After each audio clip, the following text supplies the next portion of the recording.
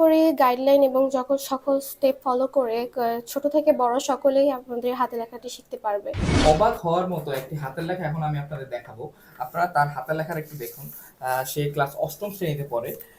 তার বাংলা হাতের লেখা দেখুন কি সুন্দরভাবে স্পষ্টভাবে বর্ণমালাগুলো লিখেছে এবং সোজাভাবে কিন্তু সুন্দরভাবে লিখতে পেরেছে।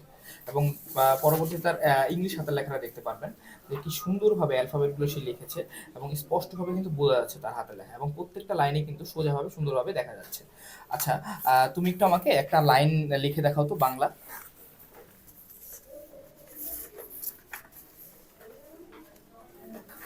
আপনি একটু দেখবেন যে সে বর্ণমালাগুলা কি সুন্দরভাবে স্পষ্টভাবে লিখছে এবং সোজাভাবে লিখতে পেরেছে। আচ্ছা, তোমার নাম কি? আমার নাম তাসনিম ইসলাম নাজহা। আচ্ছা, তুমি কোন ক্লাসে পড়ো? আমি অষ্টম শ্রেণীতে পড়ি। আচ্ছা, তোমার যে এরকম হাতের লেখা এতটা সুন্দর হয়েছে তা লিখতে তোমার কতদিন সময় লেগেছে সুন্দর হওয়ার জন্য?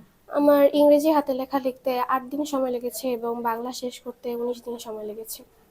তোমার কাছে কি মনে হয় তোমার যারা সহপাঠীরা আছে যারা তোমার থেকে ছোট বা বড় আছে তারাও কিভাবে আমাদের গাইডলাইন গুলো ফলো করে এবং প্রত্যেকটা স্টেপ ফলো করে কি তারাও তাদের হাতের লেখা সুন্দর করতে পারবে? আমি মনে করি গাইডলাইন এবং সকল স্টেপ ফলো করে ছোট থেকে বড় সকলেই আপনাদের হাতে লেখাটি শিখতে পারবে এবং এটি খুবই সহজ। আমিও খুব অল্প দিনে শিখতে পেরেছি। এভাবেই কিন্তু আপনিও পারবেন আপনার বাচ্চার হাতের লেখা সুন্দর করতে।